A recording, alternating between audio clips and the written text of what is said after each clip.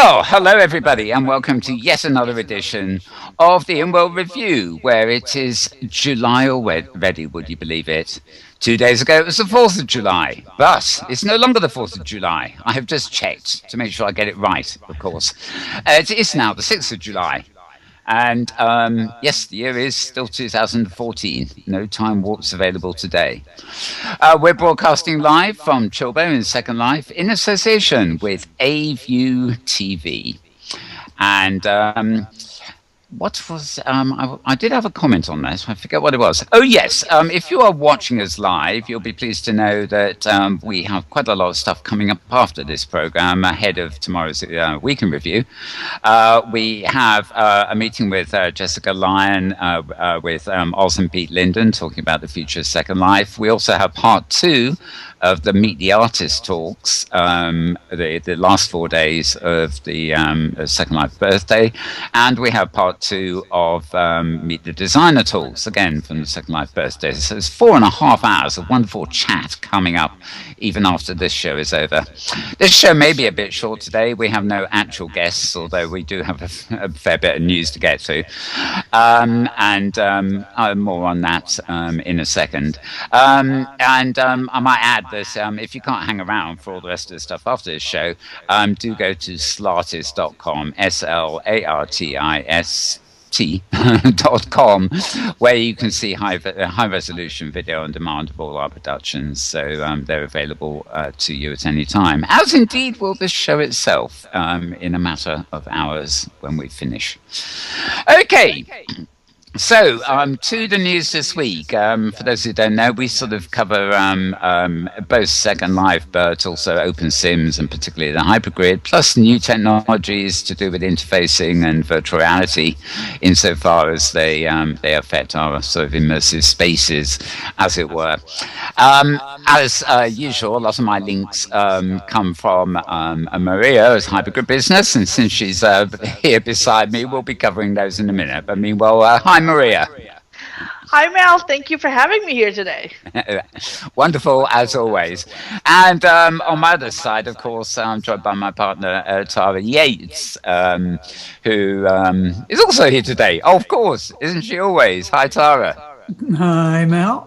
And I know you're dying to get this in, so before I announce any news, we've got a little anniversary of our own, haven't we? I'll let you announce it. Well, we certainly do. We've had 7 years here, as of today, that when Mel and I first met. And look what's happened since we met. We've been live for 7.5 of it. No, 6.5 of it, I guess, without a break. So yes, it's amazing to think back 7 years ago. Yes, happy anniversary and all that good stuff. Yes, happy anniversary to you too. There we are. It is said. It is done. And no doubt we will rush off after this program and find something suitable to do. Maybe just watch TV. I don't know. Anyway, on with the news. This morning, I actually got 2 links from Beverly Carter via Twitter. One is at the MIT Technology Review, and I'm going to paste that and paste that link. Hopefully, it will arrive on the channel shortly. And the title of the post is Will virtual reality reshape documentary journalism? Interesting. This was actually published on Friday, on July the 4th. But it's looking at obviously the new aspects of VR with Oculus Rift and the hardware gadgetry, but addressing issues like at the moment reporters these days tend to go out with cameras and microphones and they do the whole job by themselves, and we have Lapassian in the channel and he's asked for the deal, and if he looks carefully, the deal is just above his comment. So there you go, that. It's at technologyreview.com. But it is actually interesting to think that we might get a report from a war zone or something in the future, and the reporters reporting will be wearing some kind of Oculus Rift and delivering immersive battle scenes to our news channels. Who knows? But anyway, interesting article. And the other link that I got from Beverly as well, is from Wired. The address I've got is wired.uk, but I suspect it's a syndicated article at any Wired site. But I'm going to give you the link for wired.uk, pasting it in now. And the title of this article is The Virtual Reality Visionary with Heavyweight Ambitions for Film. This is something we have discussed in previous weeks. Obviously, it's not just virtual worlds that are getting excited about Oculus sets and stuff like that. People are developing surround cameras and all sorts of things. The idea being that they can create a movie-like experience for us that can be experienced in multi dimensions, wearing one of these gadgets, or maybe some other kind of gadget that comes along in the future. So, two sort of major overview articles, should we say, there. And just as I try and close the tab, the browser decides to play silly what's this on me.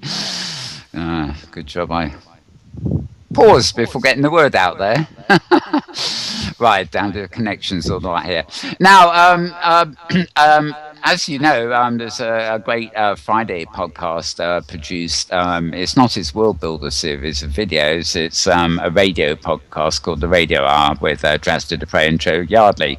They're on sort of a vacation at the moment for the summer, but this isn't stopping Drasta publishing a radio hour every week, which is basically a series of interviews and things, rather than news delivery. And he has a very interesting one this week, which I presume he arranged while he was hosting that panel at the Silicon Valley Virtual World Conference. But one of the panelists on the panel he hosted, along with Ebby and Philip Rosedale, was a chap called Tony Parisi, Parisi. And this week's podcast, and I will... I'm actually going to give you the link here to Inara Pay's blog, which is coming across shortly, Modern World at WordPress.com. Because she not only embeds the podcast, but she gives a summary and sort of extra information about it. The thing about Tony Parisi is that he is the person who literally created, way back in the day, VRML, and more recently a standard called X3D. And all these are sort of networked 3D graphics and 3D rendering technologies, but they actually do work in web browsers. They were always built to work in web browsers, and many of you, if you go back this far, may remember early experiments on the web 10, 15 years ago with VRML, where you it's not like the virtual worlds of today, but you got this sort of loose facsimile of something where you might go to a website and find a 3D scene with a basic line art, buildings, and you could walk to a building and go in it, and that would sort of take you to the part of the website that was a museum, or you go the other way and you get to an art gallery or something. Very primitive by today's standards, but really the dawn of this kind of stuff delivered via the internet, although in this particular case, of course, the web. So very interesting interview, and Inara Pay does actually give you a little more commentary on that over and beyond what you hear with the podcast. Now, another thing that popped up yesterday is Nintendo. You remember Nintendo. They've got a reputation for doing things on their own, and they don't always conform to the patterns that everybody else is copying everybody else. Nintendo often comes in from sort of left of center with its own ideas. The article I've got points out that the Wii controller was the first of its kind and worked very well. On the other hand, they did launch something which was an avatar sort of system, which apparently didn't work at all. So it's swings and roundabouts with Nintendo. The report I've got is on our new favorite blog, roadtovr.com. Well, it's not our favorite, but it's a good one. And I've just gone to paste instead of copy. That's not helpful, is it? Just a second. Oh, darn it. Right, I'm going to have to flip back to this. Sorry, because it's given me I've just pasted the old link instead. I'm going to come back to that. Basically, they have patented an interesting system for eye tracking and 2D and 3D displays, and they published on the blog here, I guess, Road to VR, a video which was actually recorded in 2007. It's quite old, but I had never actually seen it before. And it, in order to demonstrate it, because this is an individual viewer experience, they had to attach their headset to a video camera, so that the video camera was wearing a headset while they did the demo. But it was rather astonishing because the video showed you looking at a screen, and quite literally the different objects that you'd seen on the screen suddenly jump out of the screen in 3D, and as the camera person moved around, you're actually looking at the side of a television set, with the television set has stuff popping out of it. And you could actually see this from the side view. It was all an illusion, of course, because they took one of the Wii sensors that you normally hold and put that on the TV, and they take the sensor that's normally on the video console and put that on your head. So they reverse the order of the traditional way of doing things, with some rather good results. So I'm going to just try and refresh this page so I can give you the proper link. Reload, there we are, that might do it. While I am getting to that, I'll move into another one yet to come up. Taturo Nino, I think is her name. She has a blog called Dwell on It, which used to go into Second Life quite considerably. I think she's also involved with Massively.com and, covers a lot of other things. But she had a blog up just a couple of days ago, and this one I will copy and paste immediately. And the title of this blog is Who Does Linden Lab Pay Attention To? And it's a really intriguing sort of look at, just, how attentive are Linden Lab to business, to their bottom line, but also to consumers, residents, as we would call them, and things like that. I can't repeat what Crap Mariner tweeted in response to my tweet, because he literally answered the question, and the list of things that he reckoned Linda pay attention to are not the same as the ones that Taturo covers in her article, but they were rather funny contributions in answer to the question. Botgirl has another blog up this week. This time it's oh Lord, I've done it again. Right. I think it's just botgirl.com. I've lost the link, but basically it's virtual reality, identity, and transcendence. Right. Oh, come on, you stupid browser.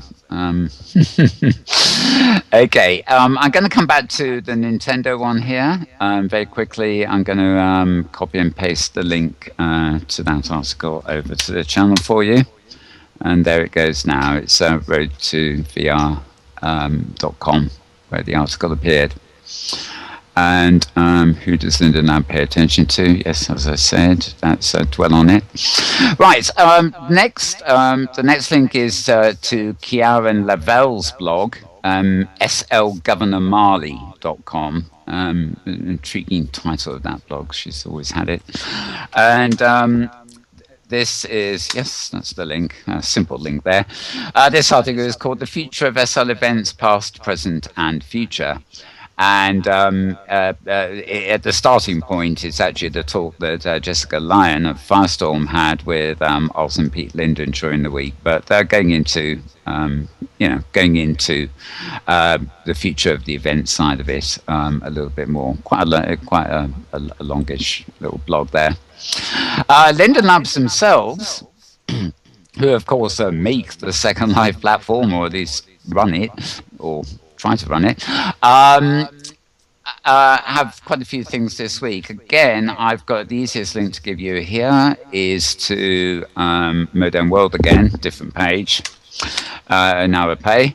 And she has a recap on server deployments, LSL support for materials. And actually, she only mentions in passing WebKit news, which is changes to the Inworld media player, and also something new that's coming out called Experience Keys. And she basically just covers a load of updates there. So the big thing in this, I think, apart from various changes happening on the Second Life platform, some of which were revealed by Peter Knowles the other day, literally a couple of hours before they were published on the Linden site, is that Linden Lab are actually seeking creators for something called their Experience Keys Beta. And again, I'm going to give you governormarley.com as a link to this one. We do actually have a video hosted by none other than Torley Linden, which should be playing on this channel when Week in Review comes up tomorrow. Basically explaining what it is. But it does look like something that is going to be very useful. The idea being that, let's say you are a role player, or you frequently go to a particular concert or something like that, and you are forever getting pop-up windows saying, "Do you want to let us animate your avatar?" Or do you want to accept this membership of a group or something like that? And basically, with the Experience Keys system, you'll only have to confirm and deny things once, and the system will remember thereafter, so you won't be bothered with repeat messages about the same thing. And this will be persistent. In other words, if you log off and rejoin a grid a simulator, 2 or 3 days later, the system will remember all the kind of permissions or disallowances you've actually made, and it will the theory is it will contribute greatly to immersion, because you won't be getting any interruptions other than the first time where you need to give it the go ahead. And I can see this working just as well for meetings in Second Life, where you just activities once, and if you go to a big talk or a big conference or something, again you will only have to activate the permissions once. So this isn't actually going to creep into your general viewer in the next couple of days or anything. It is actually a whole new beta, and they do seem to put out a deliberate appeal for people to get involved with this.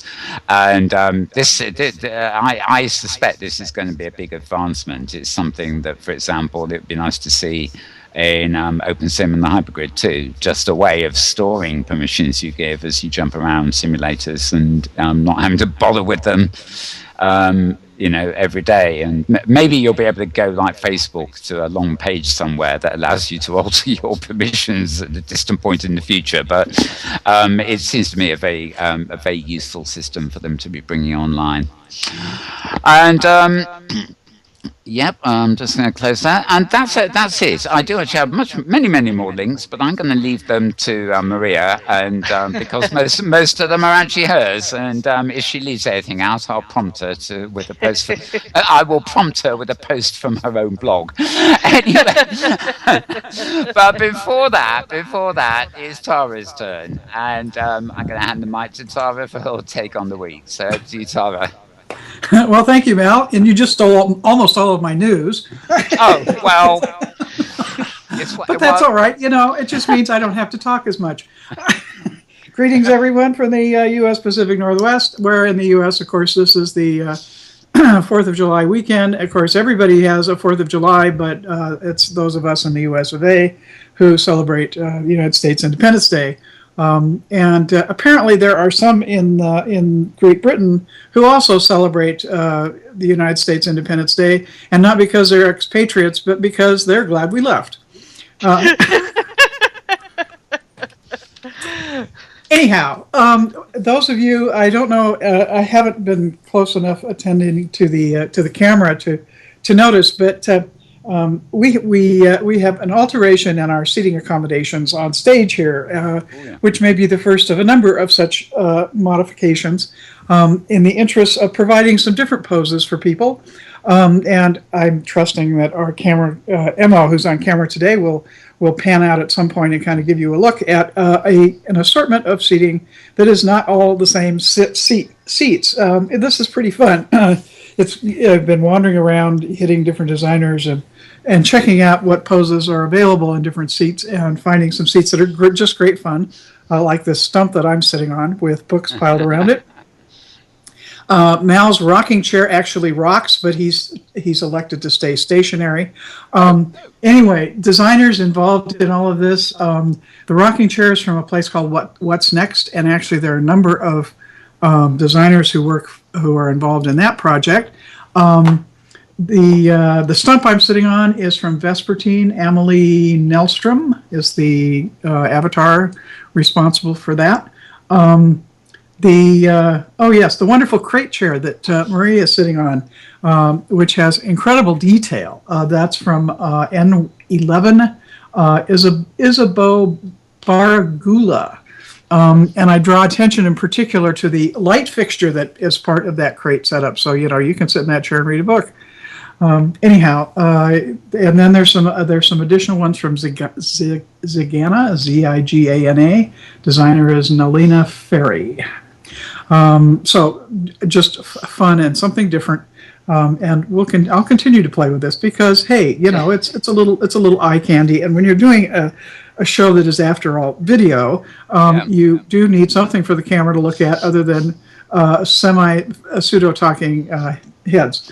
I have to say I didn't know I could go rocking, so I actually pressed the chair and I started rocking. And although it looks fine on Emmo's camera, on my actual Inworld screen, my camera's going in and out with the rocking chair, and it's making me quite dizzy. Actually, well, you just need to click on something so that it's not your focus anymore. Yes, indeed. But this becomes more like a happy hunting demo every week. But there we go. It is great fun, and it's nice to see us performing in an unusual way. Should we say? Ways, yes. Anyway, well, your comment about Crap Mariner's retorts to Tedder Nino's column reminded me of a little news item that I made a note of. Those of you who are Twitter followers, you may want to revisit Second Lie, who apparently has resurfaced this past week. I love that guy.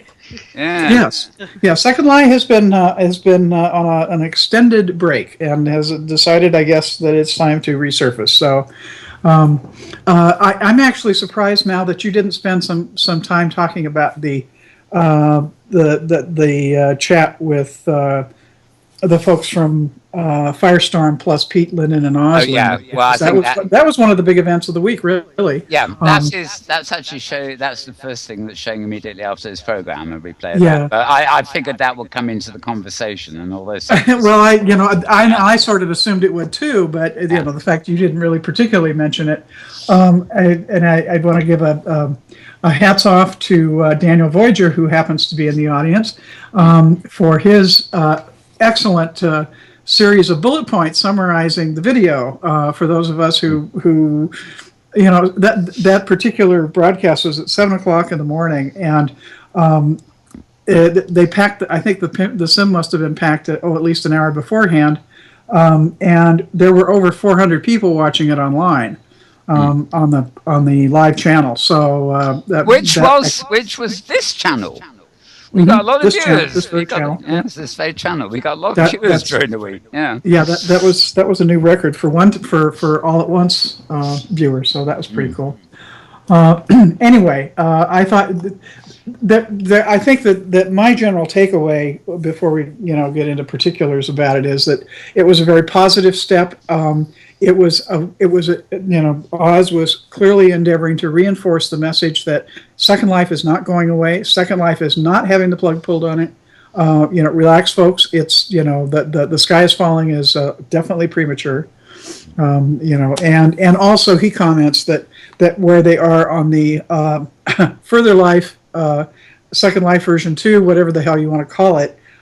It's far enough down the pike. It's going to be way into next year before there's even an alpha, let alone a beta. So, and that the two would run parallel. So, relax. It's that's in the world of virtual worlds and online stuff. That is quite a ways in the future. So, relax. It was actually a fairly bare stage that it was filmed on, but they had one backdrop, and it was one of those old placards, saying "Don't panic." Yeah. Just make sure you got the message. Keep calm and don't panic, I think. That's it, yeah. Just in case one. You didn't get the message at the beginning, it was there in your face. Yeah. Yeah. On the Drax Files radio hour this week with Tony Parisi, the one item that actually kind of two items that stood out to me. First off was his championing the concept of being able to fully embed virtual environments and virtual reality into web pages, into the web. Yeah. And the second piece of that, I think, that was very significant was he was involved in a project called Vivity, which was a setup to embed. And he commented that there was a very, very interesting change. When they started off, there was a plug-in or something, 2 megabytes or something that people had to download. And he said that the fall-off between people signing up and actually finishing the download of everyone who signed up, created accounts, 75% of them never got past the download. Yeah. But when they were able to switch with no download, that number completely turned around. And the takeaway there is, I think we who are acclimated to Second Life and OpenSim, are fully accustomed to having a separate browser. But in the bigger picture, in the bigger world, that's a game. That's a showstopper for a significant number of people, and he thinks it's more of a showstopper now than it was when Vivity was experimenting, which was several years ago. So I thought that was quite fascinating. I think we'll talk about that later, because I would tend to agree on that front. I prefer the immersive clients, but I know, for example, that High Fidelity, and quite possibly, this is a speculation, the new revamped Second Life thing or whatever it is that Linden Labs are doing, will depend heavily on WebGL, which of course will enable these things without any plug-in download. And if you want a quick way to get people in, the web is the trick. If you want to give them an advanced viewer that they can download to build with and stuff like that, fair enough. But it's a double-pronged attack, really. Anyway, sorry, I interrupted. We'll talk about that later, maybe. Yeah. Anyway, okay. Let's see. Also, another little tidbit from the world of Firestorm. An announcement this week that a 64-bit version of Firestorm for OS 10 for the Mac should debut with the next Firestorm release. Now, the takeaway on this is that's not going to be next week. It's going to be a little while, but it's pretty much in the can. And the plan is the 64-bit version will run on OS 10.7, which is Lion, which is several versions back now, or later. So I think that's very good news for Mac users. There's been, I see pretty chronic complaints, continuing complaints about browsers and Macs. I just hope it doesn't break again when the new OS X comes out shortly. But sorry. Well, yeah, we won't go into that. We'll just have to wait and see. Let's see. You covered most of the Eat Your Vegetables piece for this week, which is largely my usual summary of anything noteworthy, thanks to Nara Pei from her attendance at various geeky meetings in World. The support for materials, which is the scripting support for materials. Can pretty much expect that is likely to be in the main channel this coming week, barring anything major having come up before that. That's what enables things like specular maps and diffuse texture alpha mode. That's been on Inworld visible, but the LSL piece of it, allowing certain kinds of manipulations of that using scripting, is what's the new piece on that. There was another interesting item that came out from Oz that I thought was definitely worth a note, and that is 2 upcoming changes affecting how Second Life handles GPUs. That's your graphic card, and graphic memory use. these are both currently with QA, and the first eliminates the use of the card name as a means of recognizing the card's capabilities. Once released, the viewer will be able to recognize cards, GPUs a lot more dynamically, which means that people with state-of-the-art GPUs should no longer experience a viewer failing to recognize their card and defaulting to basic graphics. That's, if you've got a hotshot card and the current system doesn't recognize it, well, there you are. You're back to standard issue. Yeah, not good at all. Yeah, no, that's great. Yeah. Yeah, and the other there was an old bug in how Second Life used video card memory. As apparently it was a very old bug that plagued us a long time ago, and they sort of arbitrarily, I'm quoting Oz here from the week, in order to avoid tickling the bug, we capped how much memory we would ever use.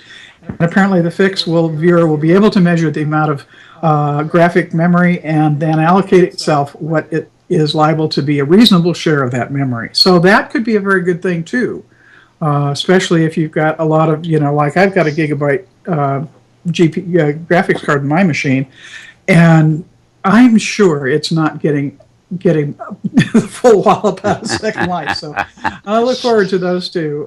Let's see, and we've talked about experience keys, and I think you covered that pretty well. There was a thing in there about WebKit too. I just hinted at it when I was giving us. Yeah, you mentioned WebKit already, and I'm not going to go into that because that is going to be a ways down the road, because that is not, as it was described, that is not a non-trivial change to make. There's a lot of work that's going to have to go in on the back end before they can. The reason I thought of it is it promises to actually affect the way media is displayed in Second Life. So that's an interesting. We need to think about that from a professional point of view, so to speak. Yeah. And my final item, a few months back, I'm sure we mentioned it here. There was a challenge run announced called Project Homeless 2014, run by Screen My Shorts and the University of Western Australia in partnership with and sponsored by the Parramatta City Council. And JJ from University of Western Australia announced this. And the exciting news on this is that they've announced the finalists. And 4 Second Life Machinima artists are among the finalists in the challenge. These happen to be Rise and Fall, Tootsie Neverethna, yeah, there we go, Vivi Ray, and Secret Rage. And they're competing against a lot of our totally, RL Sim productions. They had to be 3 to 10 minutes in length, based on one of 22 themes on the subject of homelessness, and entrants could nominate 2 of the themes they would like to film, and then were allocated one of their 2 choices and given 30 days to produce their. And there's $10,000 Australian dollars in cash and prizes, and at least 700 of that is reserved for Machinima. So. That was not some inconsequential prize money involved in that, and the showing and prize announcements are the end of this week. So stay tuned. And that's it for me for now. Okay, great. Well, thanks, Tara. I'm actually copying another link to an Arapace blog over the system now, which covers that thing about the Project Homeless challenge. And they aren't up today, but if you watch the Week in Review when it's officially up tomorrow, our Machinima section has, I don't think it's about 8 or 9 of the submissions for that homeless project as part of it. And they're all great, absolutely great, and worthy topic to be considering, taking a serious subject that faces the world and many countries. And using Machinima to talk about it. So great stuff there. Okay, briefly, while we're still hinting at Second Life here, of course, the great SL11B birthday celebrations are over. The flags came down today. We were hoping to have Safir Widdershins and even somebody else here to sort of, amongst other things, reflect on that. But that's good. We're going to leave that to another week, as it happens. There's an absence of people around this weekend, and I think it has something to do with that Independence Day weekend business. So obviously we're here, and so is Maria. Maria's never going to take a day off for Independence Day, are you? But so it's time we sort of extended the news to look at OpenSim and the hybrid grid, and I'm actually dying to know whether Avi Worlds is Yo-Yo World is up or down this week, or whether it's in Kitely or out of Kitely. That's a good place for you to start, I think. It's the weekly Avi Worlds, no, the weekly Yo-Yo news. Anyway, over to you, Maria. All right. So since the last time we talked, Avi World shut down again. And they have just announced that they're reopening as a community on Kitely. So what this means is that instead of having their own grid, there will be an island or a group of islands on the Kitely grid. Now, this is a great model for communities in general. Before you start your own grid, see if you can make a go of it as a community on an OpenSim grid instead. Usually people use OS Grid for that because you can have as many regions as you want, close together. You can rent out the land. You can be a little land baron on there. And then when you're ready to move to your new grid, you take all your islands and all your users and everything on them and just, tell your hosting company, I want to upgrade to a new grid, and they'll hit a few buttons, and these islands will be turned into a standalone separate grid, and all the users and everything will be moved over. So that's something that's very common. Littlefield started out that way, and they're now a very successful medium-sized grid, and several other grids have as well. So Avi Worlds, by starting out on Kitely, is taking a new approach, because I don't know of any grids that have done that yet.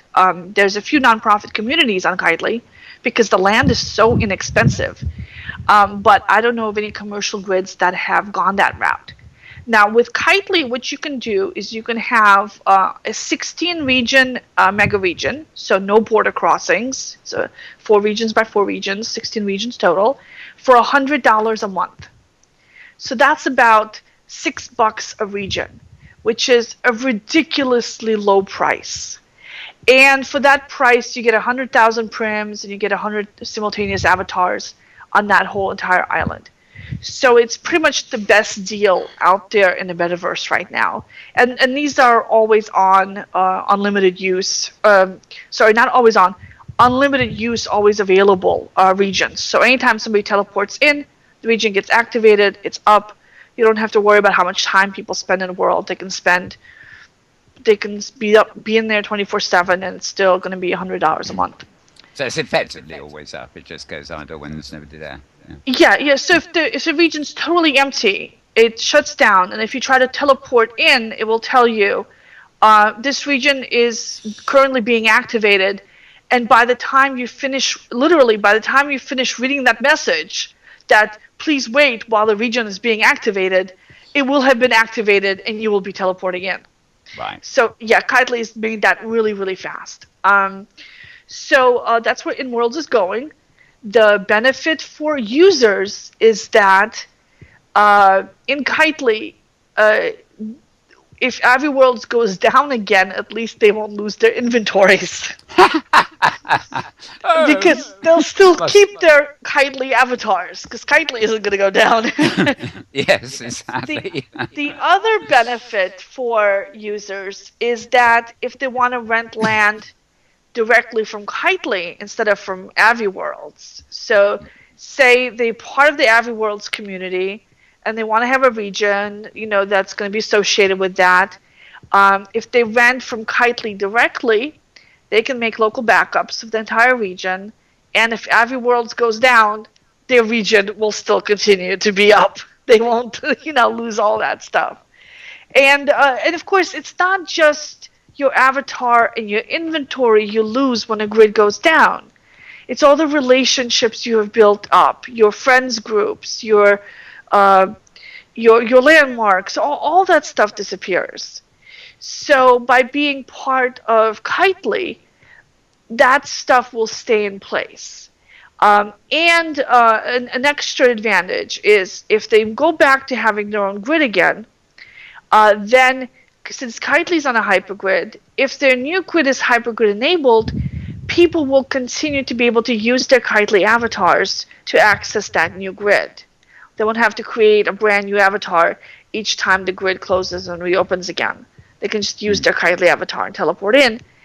And of course, the other thing is that by being on Kitely, they have access to the entire Kitely market, which they did before when they were hypergrid enabled. During those periods when they were hypergrid enabled. When they were, yes. Yes. But this time, when people buy stuff, they can keep that stuff if the grid disappears. So I think it's an interesting model. I definitely I'm interested in seeing if other grids will follow suit. Like I said, it's an unusual model because usually people will incubate on OS grid, for example.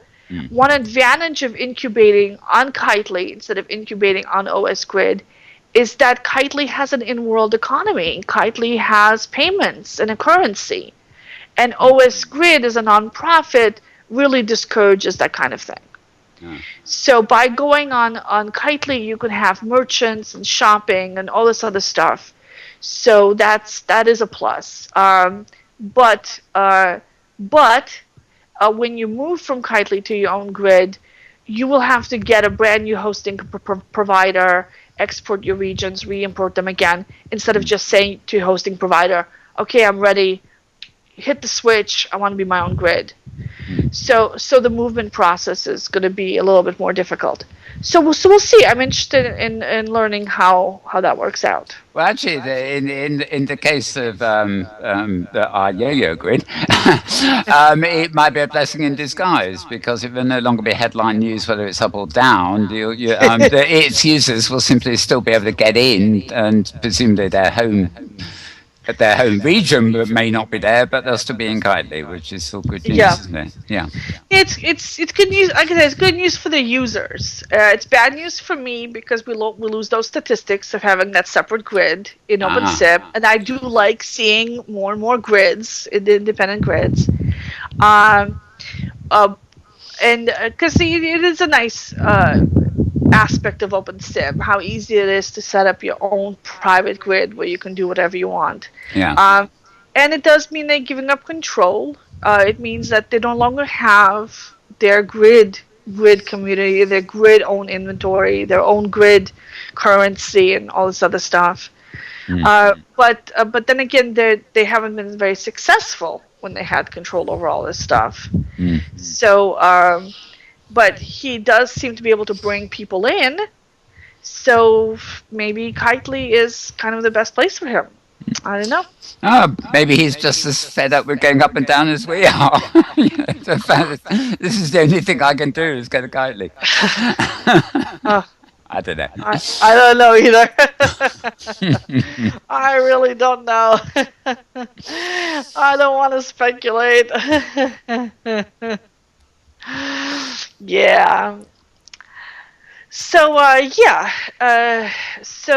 that's a story with Aviworlds, and I think that I'm really gonna enjoy watching it, see what happens next.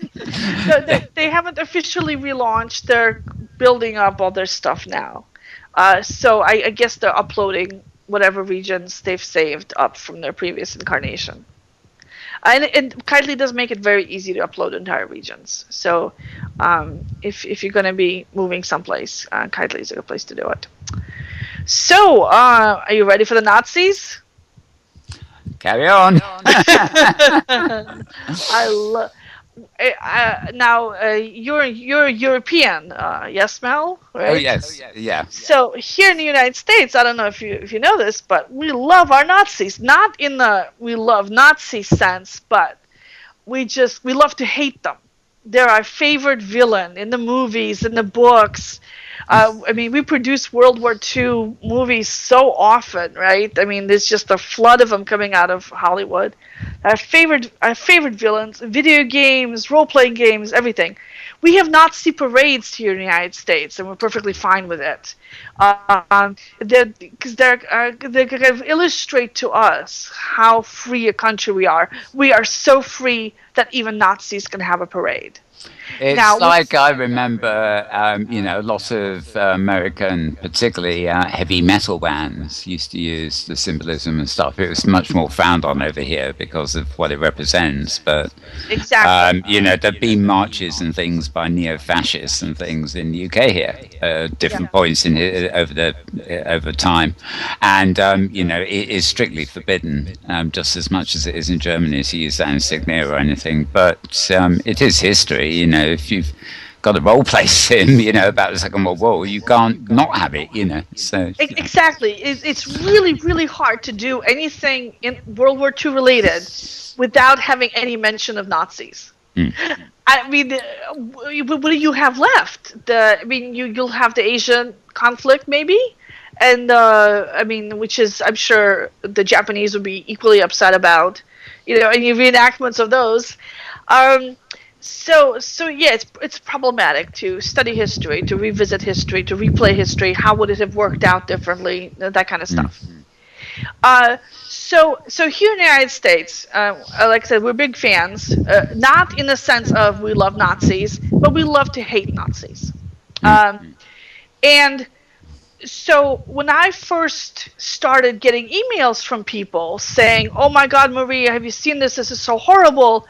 There's a World War II sim in this grid. They've got barbed wire. They've got the camps. They've got the Nazi swastikas. Oh my God, this is so horrible. Can you believe this?" My answer was, "Yeah, and your question is what here?"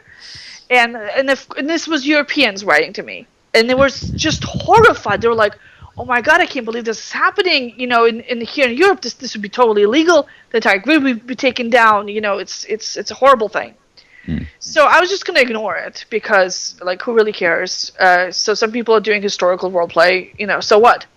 But the emails kept coming in. People were getting more and more worked up about it. I checked the forums, and the residents of Inworld started up a petition to get these sims removed, and they started taking down their own regions in protest. So at that point, that caught my attention because that's hitting the corporate bottom line. It was in Worlds, was it? Yeah. Was it a role play sim or an educational sim? I think that's. Well, David Dashler, who is known as Tranquility Dexler in World, one of the co-founders and the CTO, said he visited the grid. He visited the build, and he said there's no evidence that this is a propaganda build. It seems to be a regular role-playing build. Right. And when you do have role-play, you are going to have characters who play as Nazis, and you will have to have some insignia that's Nazi-related. Yeah. It doesn't necessarily mean you're promoting the Nazi cause, right? Yeah. And so he says, this is for us. We're going to need to see evidence that there's a hate crime going on, that there's something on that side of it before we're going to take it down. But without hate speech, without any kind of malicious intent, we're not going to take it down just because it's a role-playing region. We have lots of different kinds of role-playing. People role-play Wild West. That's the genocide of Native Americans. That's a horrible period of history.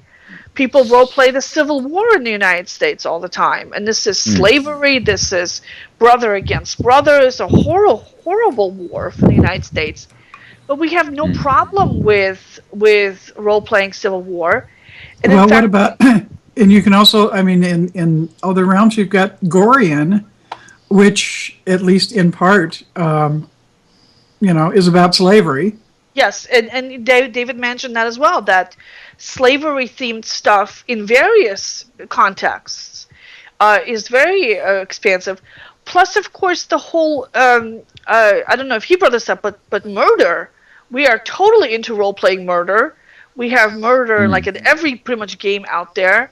We have no problems with pretending to kill people, or pretending to turn people into vampires, or pretending to kill zombies, or being mafia members. And this is all stuff that's actually happening today. And David pointed out that slavery is a problem today, that this is an issue today. That these are ongoing conflicts and ongoing social problems, and we're role-playing them. And one of the ways to investigate, to think through an issue, is to role-play it. Sure. So his position to me makes total common sense. But then again, I don't live in a country that was overrun by the Nazis and had, relatives murdered and, stuff like that either. I think it is a delicate one because it's not, they're ferocious about it in Germany, of course. They're so embarrassed about the past, but it's it resonates throughout Europe. Even the, so many countries were occupied by Nazis, and Nazis were the, near and present threat to all the other countries, except maybe Spain, where they had their own fascists. The memory of that era, is going to fade when there's even, it's not going to fade, sorry, for a very long time, even after all the generations that were alive at the time have gone. But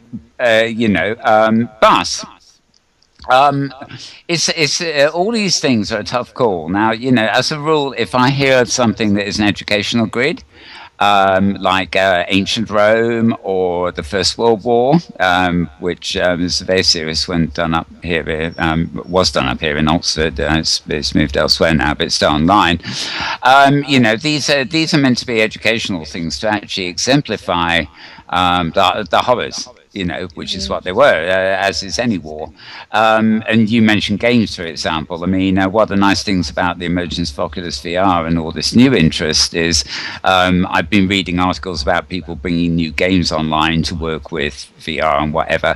And there have been a few nice releases that are deliberately games that are trying to get away from violence and stuff like that, which I thoroughly approve of.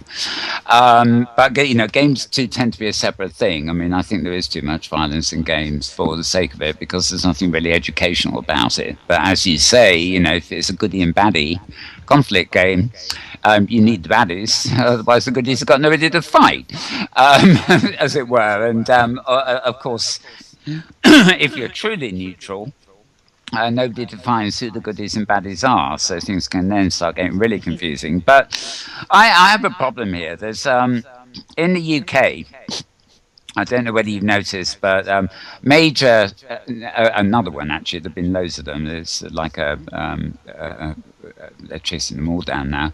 A major TV entertainer, best loved guy, was convicted, his name Rolf Harris, he was convicted of paedophilia type offences this week, and he's in his 80s, I think, and he's got 5 years imprisonment, and they're moaning that he should get more. But that's a sort of a side point. Some years ago, the government, the previous government here, really launched a clampdown on paedophilia, as one would. Interestingly, at the moment, there's the evidence now that Thatcher's government all those years ago actually suppressed a whole load of information, and they were kind of implicit, but I'm not going to go there. The thing is, the public gets very emotive about it. And if somebody was to, and in fact, it's a great, if you want to launch a surveillance campaign, then it's a wonderful excuse to go and do it. But, as I say, people get emotive about it. And if, for example, I ran across somewhere in Second Life, or anybody did, or on any independent grid, which was role-playing paedophilia, there would be a huge uproar, because there is a connection between the mentality that would role-play and the mentality that err that way in themselves. And I think that is a really profound example. But I think when you get into something that resonates, like the Nazi thing you mentioned, this is where the danger is. If the resonation with collective memory, cultural memory, is strong enough, people will actually start thinking that this role, the people that would want to role play this are sinister people in themselves, and so they will criticize the role play, not on the level of role play, but on the fact that who the hell would want to role play that if they weren't that way inclined. And I think that's the delicate line when it comes to role play. If something's a simulation for education, historical education, fine, and obviously you have to have actors in it on both sides, but you have to, I think, sometimes question the motive of that role play environment if it is not an educational exercise. Well, but look at the movies. You have actors playing Nazis all the time for entertainment value. And so nobody's going to question the motives of those actors, however. Their motives are they want to get paid. And being a villain is a juicier role. So I think that the main issue here is that you have a community grid that serves a lot of different constituencies that may not be compatible with one another. Yeah. So do you want to have like grotesque violence right next to a puppy play sim? So you have people with very different takes on it. And I think this is a perfect example of a situation where a group might prefer to have its own mini grid instead, where they're isolated from people who would be offended or hurt by it. They don't have to come to the grid. I think that's fair enough. Even in Second Life, you've got regions that are marked off. You don't get things on the mainland continents in Second Life that are in conflict with one another. You might be next door to an advertising hoarding or something, so it's not that well controlled. But clearly, you can't stumble on the mainland into something that is offensive, as it were. Yeah. But I actually disagree slightly with what you say about movies and actors there. I think movies equate more with games, where there is a story to be told. Actors tell the story. There's a beginning, a middle, and the end, even if in the case of games there's lots of middles, there's lots of action and multiple endings. Whereas in a role-play sim, where it's in an immersive world, where it's wholly participatory, that it's not a fixed story that is being told. So it's not a matter of necessarily reenacting history. It's an opportunity to get involved in a simulation of a historical society that may not be very pleasant, and you question the motives of the people getting involved. I think that is the difference, because a role-play sim is not a story with actors acting out parts. It's actually intrinsically interactive and much more. But it also depends on how the role play is set up. For example, if they role play campaigns, and I know a lot of science fiction themed organizations do that, where you would get together, like say once a week, and you would role play a particular campaign or a particular battle. So it's not an ongoing virtual lifestyle where you're living as an alt permanently in this society, but you role play particular campaigns or scenes or whatever it is that you do, and you're developing this ongoing story or this ongoing battle line or something like that. Then it's really, and the thing is, it's a spectrum. Of course, it goes. There's all different kinds of role play. There's the kinds of role play with someone who goes online all the time as that person. They're playing an elf, or they're playing, whoever, all the time that they're online, versus, or they're a vampire or whoever, versus something that's a one-off kind of thing. Like you would go to Lonnie to do the sci-fi role play for a one-off event once a week, and the rest of the time you're your regular avatar. Oh, sure, yeah, very much. Yeah. So, I gotta kind of horn in on this one. I start having difficulty when you move beyond kind of some pretty fixed guidelines, such as it's illegal in the country where the server is housed, which is why there is no gambling in Second Life, because there are legality issues. And I would tend to take the same position as far as a role play sim reenacting World War II. If there's something going on there that is illegal, if they're using it to incite violence against others, there's all there's various things that someone might claim, but to try to second guess people's motives is you can't do it online. You're just, I mean, there's I think any one of us would find within Second Life in mainland Sims, and I'm saying putting Zindra to the side because that's clearly supposed to be adult. That we would each of us individually find things that people do in world that we don't much care for any number of reasons. But to then try to impose those values is you're getting into some some pretty arbitrary kinds of things that can go on. Right. Yeah, I think you're right. We should draw a line under this because at the end of the day, of course, it is a matter of law, and although laws change for different countries, then the laws by and large define what the majority of the population wants. So yeah. It's interesting, Maria. I guess where is the process thus far in this? Yeah. So it's not just about the violent stuff, like you said. A lot of stuff is extremely unpleasant to us. For example, the idea of anybody except me engaging in sexual intercourse is just icky, especially if it's old people. Like, if I was a right-wing conservative, and out to make sex illegal that I thought was icky, like everybody over the age of 30 would not be allowed to do it, because it's just gross. Even you think about it. Well, consider. What about in-world pregnancies?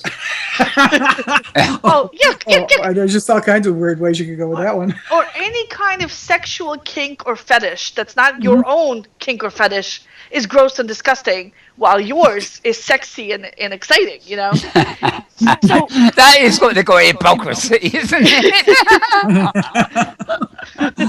Yeah, but it's true. Anything that anybody else does is gross and weird, while the stuff that I do is like, it's okay. That's cool, yeah. And what about the people you do it with, though, of course? They're sort of in the middle, because they're somebody else, and they're also part of your... Yeah, never mind, we won't get there. Anything else that they want to do that isn't what I want to do is gross and disgusting. How dare you even think of it? Wow. Yes. Even the people I would love the most. It's like, oh my God, how can you even want to do that? No. You. But I'll be brave here. I'll agree with you, which immediately puts us into conflict. Yeah. So there's only a certain amount of control you can impose based on your disgust for a particular action, because it's only disgusting as long as you're not doing it yourself. For me, I think that this is an example of when you have a generic social grid where the actions of one group are so weird compared to the rest of it that you're going to want to do something to kind of keep people settled down. And whether it's in Second Life where they just, separated out by maturity ratings, but again, that's only so far you can go with that. With things that don't have to do with sexual activity, but things like this kind of historic role play. Maybe it would fall under a maturity rating where anybody who doesn't want to see it won't see it. But do you have a separate maturity rating for Nazis? That you set in your avatar?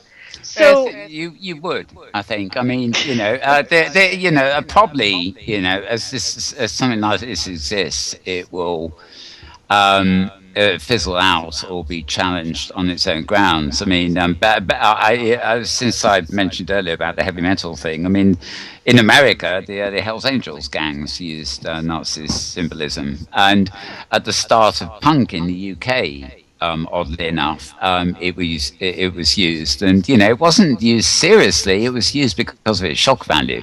They knew they could shock everybody by dragging out the swastika and putting it on their costumes. And speaking of the swastika in specific, yeah, you may or may not be aware that actually the swastika is a symbol used in Tibetan Buddhism.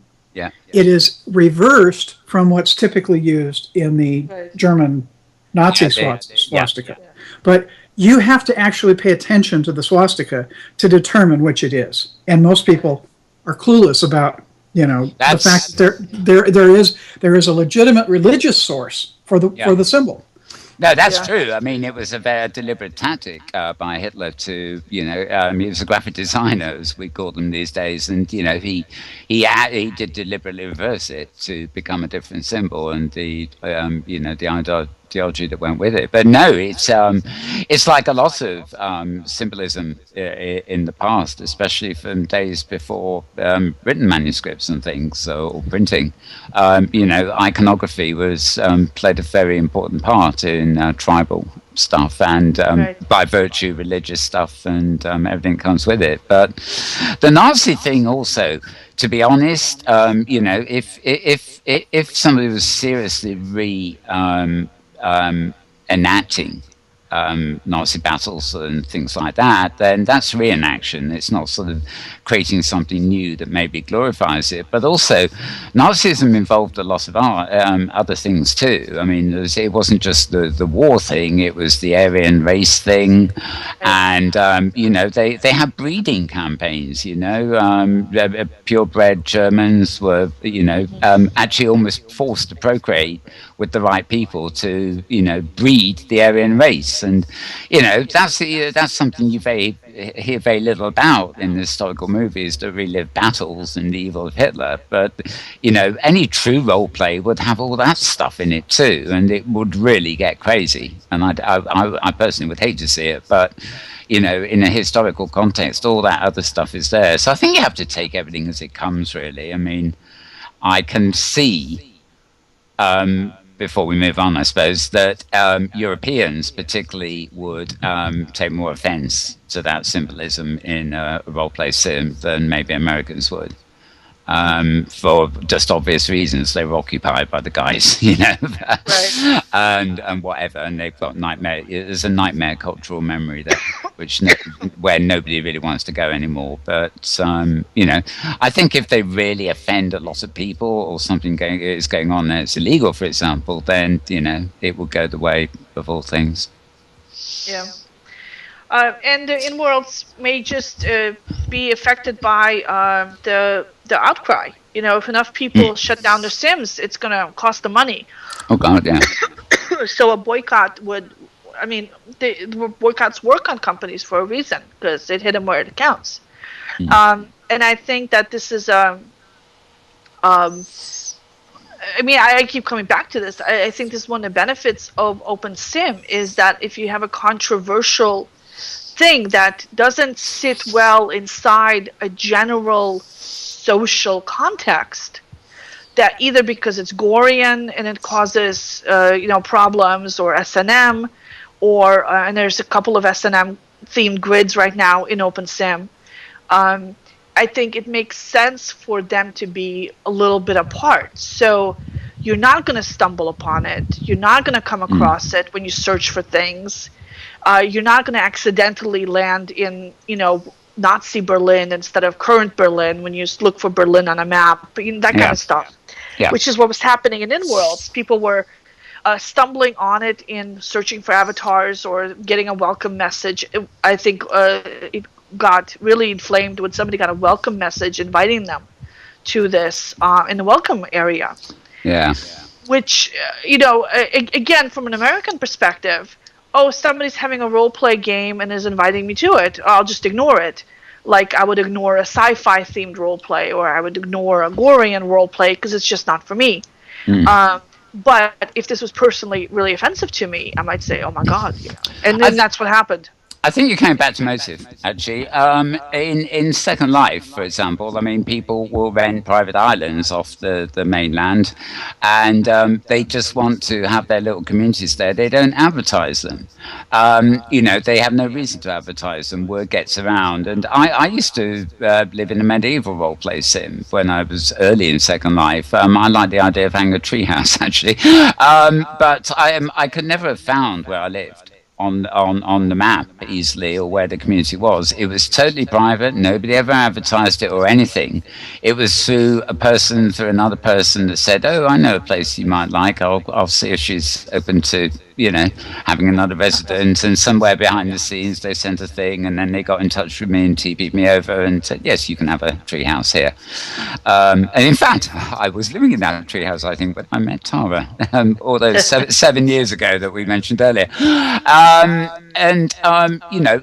It was something I didn't stumble across. It took a friend of a friend of a friend kind of thing, or the chances of me in the vast world of Second Life stumbling across that particular island community would have been, the odds against me finding it by accident would have been very remote. Right. And, I think if you are, it's perfectly plausible to do things privately away from everybody else. But the moment you start advertising, then you're down to the motive. Why the hell, what is your motive? If you're advertising this, it clearly isn't a private sort of adventure. So, they should not have advertised it. But I don't know if they advertised it on purpose in order to see if they can get a rise out of people, or if they advertised it by accident, not realizing that World War II roleplay is so problematic for Europeans. So as an American, if somebody invited me to World War II roleplay, I would totally not care. I'm bored with World War II. All the World War II movies, World War II, I'm just bored with it. I do not have a personal visceral reaction to it, because it, even though I'm Russian American, so you'd think I would get it from both sides. No, I have no personal feelings for it whatsoever. Other than the usual, I hate the Nazis, right? Because everyone does, and because they're horrible. They did really horrible things too. My dad lived through the blockade of Leningrad, and occasionally we'll talk about how horrible that was. When I was growing up in the UK as a kid, the equivalent of comic books that we had here, we didn't, American Supermans and stuff were frowned upon, and we had no inkling of the European cultures. It was all kind of boys' own war stories and stuff like that. And I must have been sick of the Second World War very early on in my life, because you couldn't read anything that wasn't that story. And more to the point, if you reread them now, you realize just how heavily biased they were, because they were retelling the story in English, your English parents would buy these comics every week for you because it glorified what their generation did.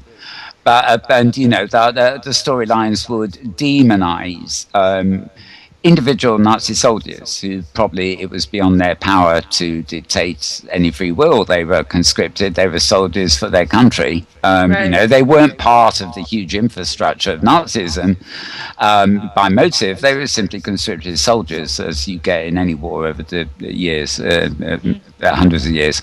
So there was a lot. There was a lot of subliminal hate in those on all levels in those early comics I read as a kid, which I think in retrospect it's very hard to justify, but it was in the the decades, the aftermath of that war, and I suppose maybe it's something you accept.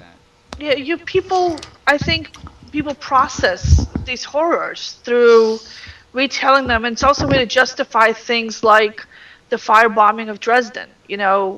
Because the other side was so horrible, it was okay for us to do this, and it's a way to deal with the guilt of that. I don't know. I'm not a psychology major, so I have no idea what goes into it.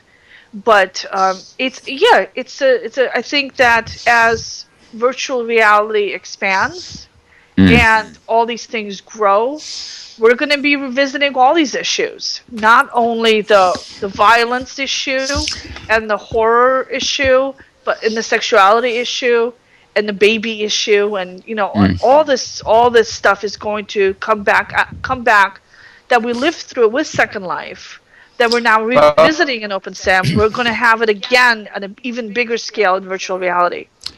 Yeah, I mean, Second Life, as Second Life, is a microcosm of the real world. But it is not gigantic enough yet to have encountered, in any real sense, all the problems that come with that. It actually excels at things like diplomatic outreach. Although increasingly things like religious evangelism starts coming into the virtual worlds, and those are the things that often sow the seeds of conflict by prioritizing cultures and doctrine. And when you have VR and everybody in the world is in virtual space, I hate to say it, but maybe we'll start getting wars fought in virtual space. And I'm not talking about American military using it. I'm talking about actual active participant users who just get so used to a presence in virtuality that they'll. I'm not saying gamers, but they'll start conducting battles like they do in a game. But seriously, they might go in there, and I don't know, some American sort of people might go in and say they want to, try and destroy and bring down every Islamic server there is out there, or it may be the other way around. So there are dangers in the take up of these things, because you've got the world in microcosm, but the less microcosm it becomes, the more incumbent are all the problems we face in real life. And I have an ideology about virtual worlds, which says, oh, it's great because we can avoid all those mistakes again. But unfortunately, it doesn't work out that way. The very people you think you've got away from sort of have an uncanny ability to wake up to these things very early and chase you in there. So there are real. There are real problems in the future, possibly on that level, but only the future will tell. I think we can just do our best to try and avoid them and create new spaces with new values. All right. Well, yeah, we better go on with some more news, haven't we? Okay, there was our discussion. So, you mentioned earlier today that Second Life came out with this Experience Keys beta. Which reduces the number of things you have to give permission for when you do stuff. So if an object, say you want to use a sword that teleports people around every time you hit them, you want to give permission once, so you don't have to give permission every single time that if you get hit, the sword will teleport you, because that will really slow down the experience and the engagement and the immersion in the event if you have to stop and say, yes, yes, it's okay for the sword to teleport me to hell. So I did an article comparing what the situation is in OpenSim. Is OpenSim going to get this? And I talked to Justin Clark Casey, who's the lead developer in OpenSim, and he said, well, if anybody wants it, or if somebody wants to submit the code for it, we will add it in. But OpenSim already has a great deal of functionality already in place, and it has had it for several years. OpenSim has something called threat levels. You can, for every region, you can set a threat level either for everybody on the region or for individual users on the region, for all scripts on the region, or just for some scripting commands on the region, about what scripts are allowed and not allowed to do. So, for example, the teleport. If a sword touches somebody, it teleports them somewhere. Can be a really useful thing to have in a roleplay region. Or a more common use for an OpenSim is a walk-through hypergate, where you walk through the gate, and as you walk through it, it teleports you to the other location. No permissions, nothing. There's a gate, and it says if you walk through it, you're going to end up in this other place, and you walk through it, and you end up in another place. So it's a very, very convenient way to do hypergates. But it's very dangerous to have something that teleports you the minute you come into contact with it. Because I mentioned swords, you can have bullets that automatically teleport people, or a tile on the floor you walk over, it automatically teleports you. So OpenSim lets you set the permissions for that, so that only the grid owner can activate these scripts, and not like random people who walk by, or only particular user roles can activate these scripts, or only that particular scripting command can be used by only this particular group of people, so by group. So all sorts of different ways you can slice and dice it. Full control is up to the grid owner. So if you have a small grid and you want to enable these things, and you could decide how you're going to manage how you're going to manage it, and you just set it up, and no permissions necessary at all. So on my Hyperic or hypergrid, which is tiny, I have a bunch of gates to other worlds, and nobody else is allowed to res anything or run any scripts. So all these scripts are under my own control. So I set them up so that people walk through and they teleport. If I abuse this privilege, if I say have a section of the floor that you walk over and you get automatically teleported to some spam land, people will stop coming to my grid. Because who wants to get teleported to hell or spam land, right? I love that phrase, spam land. Yeah, spamlandia. Yes, yes. So, yes. So if I abuse this, then my grid will not be visited anymore. People will go, oh, that's a spammy grid, or people will complain to me, and I'll have to, fix it. I know that I won't get griefers doing this because nobody else is allowed to run scripts on my grid other than me. So for small grids that are fully under a person's control, the OpenSim option gives you huge amounts of control with maximum usability for the end user. They don't have to keep track of experience keys. They don't have to approve or disapprove experiences.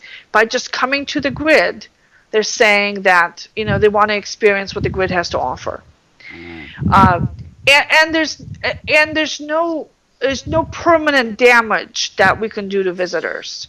So in OpenSim, I can't. The worst I can do to somebody is kick them off my own grid, right? I can teleport them out somewhere else. I can't permanently hurt somebody else's avatar. So the worst that will happen to them is they'll get inconvenienced. So it's not a totally horrible thing, right? I can attach something to them that makes them look ridiculous, but they can just teleport out. They can go home. They can, and not worry about it.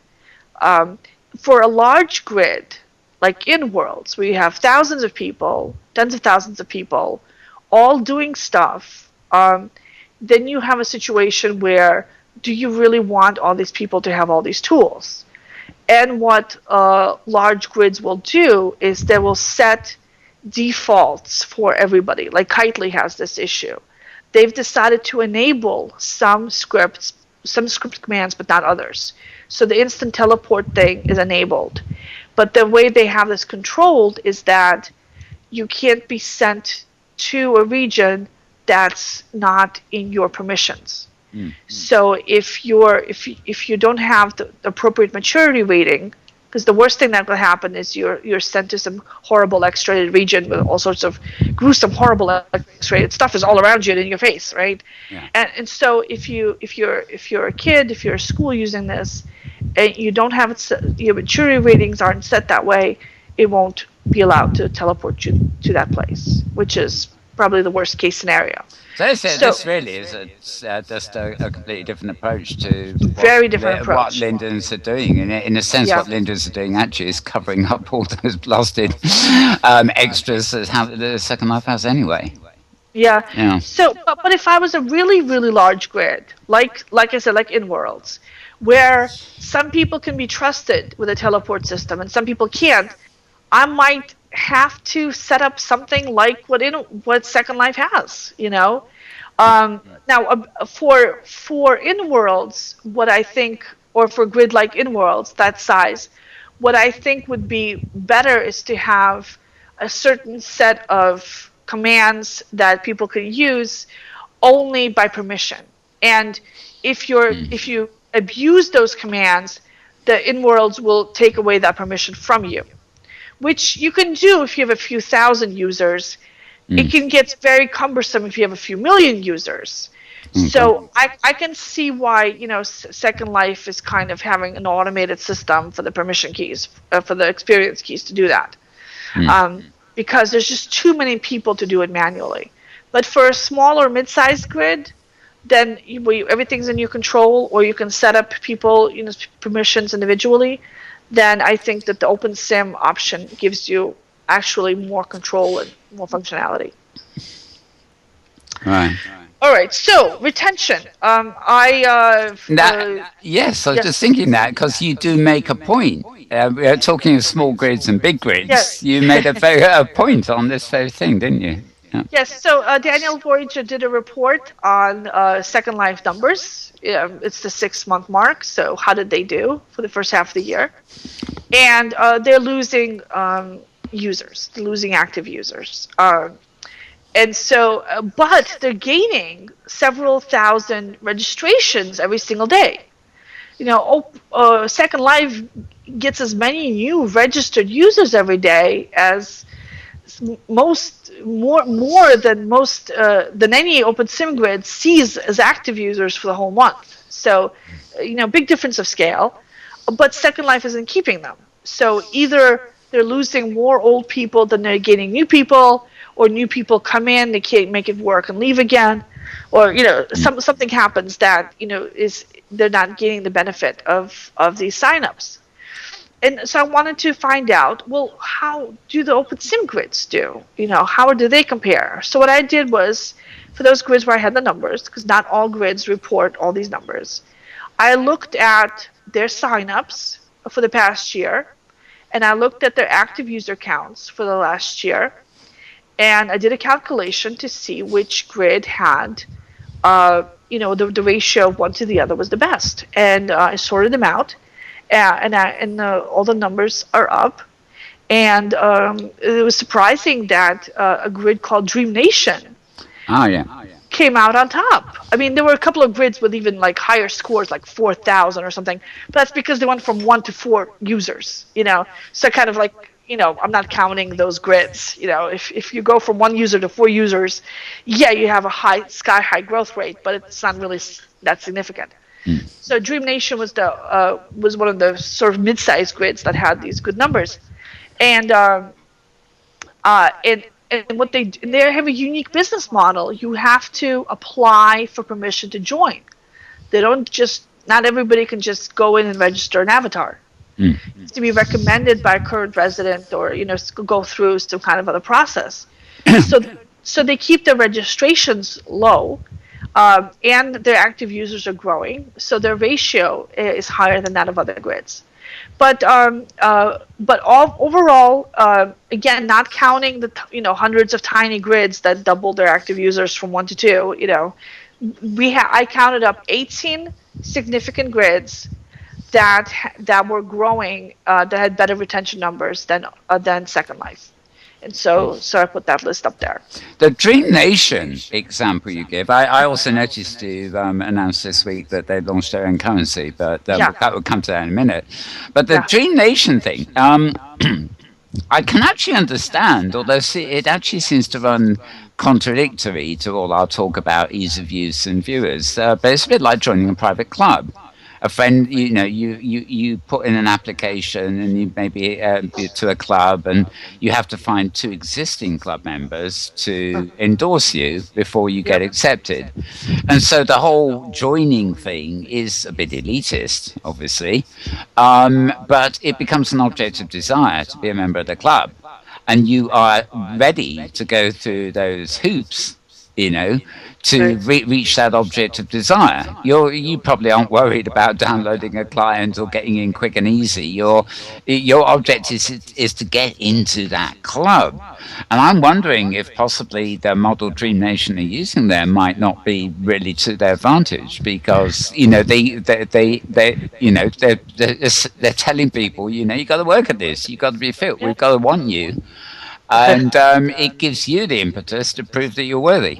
It's clearly working. Plus, Plus, once you've gone through the process of being accepted, you value your membership more. Absolutely. Because you had to work for it. It's not just like any one of your 50,000 other alts you have on other grids. This one was hard to get. You had to qualify for it. You had to pass inspection. So it's more meaningful to you, and maybe you're going to spend more time in World on that particular grid as a result. Well, after all those hoops and roundabouts, you probably are. Sorry. But you also have, that's also a pretty, it's a self-selecting sort of thing. You've got people who would take one look at those, those hoops and say, screw you. And at the same time, because of the requirement for recommendations, it means that people have already identified that there's something that they share, that they're commonalities. Right. So I would suspect that the participants in Dreamland already have significantly more in common than a typical collection of people signing into creating accounts on, say, Second Life. Exactly. So I think it's an apples and oranges. It's such a different model that very different model. But it is self-selecting to begin with. I mean, it's kind of like to me, it's more like people joining a church. You're not going to join the church unless it's a church that you feel a connection with to begin with. So there's all those people who say, not my cup of tea, who've already eliminated themselves from the pool. Right. Yeah, but I think conversely, isn't that self-selecting thing the way communities form and develop anyway? The difference being that in Second Life you're in there and you find your communities and you sort of form communities a bit like that, like people recommend you. You may not need to be recommended to join, but it's still the nature of finding commonalities that makes you form the communities. And this is simply creating a grid that works on that model from the start. But the difference, Mal, is you end up with a grid that already is a much more limited universe.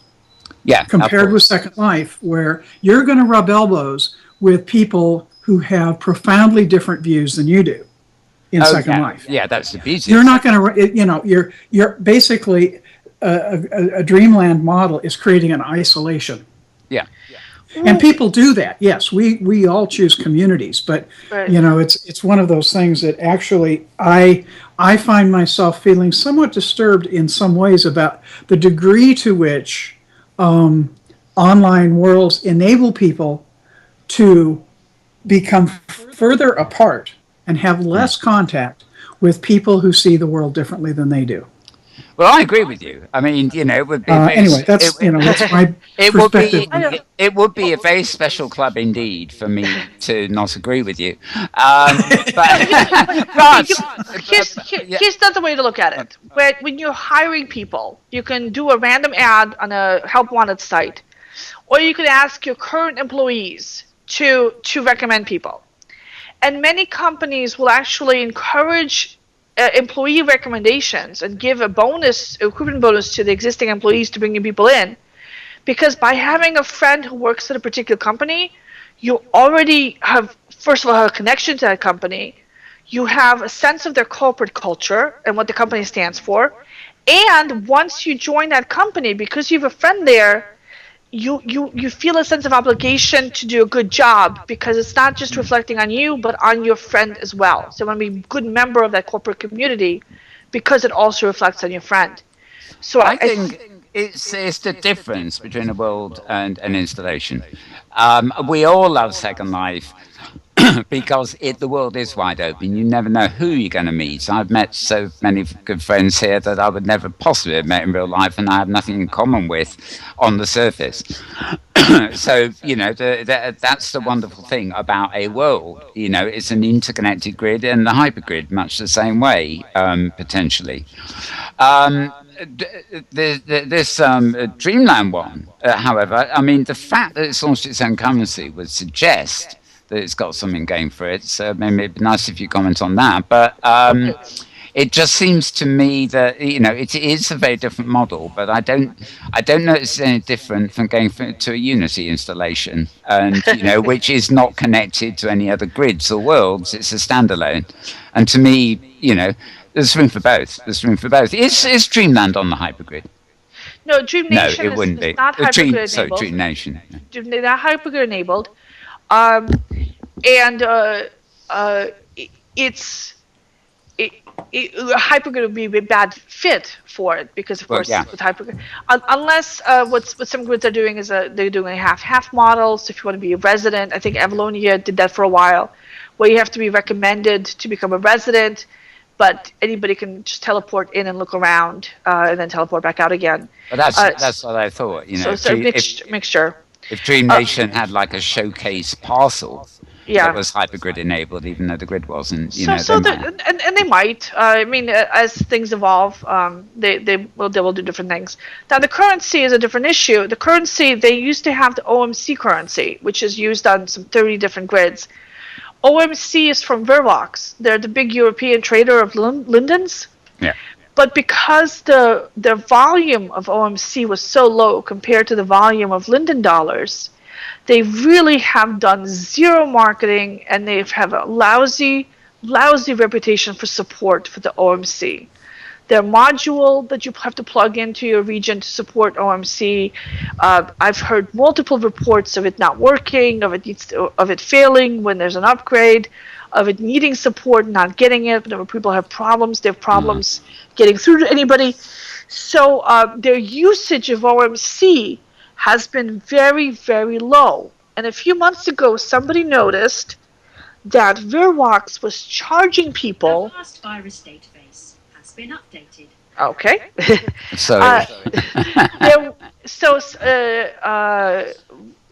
Timothy Rogers from ZetaMax noticed that what was happening was that when users had money in OMC and they didn't do anything with it over the course of a month, they would get a fee that month, a lack of activity fee.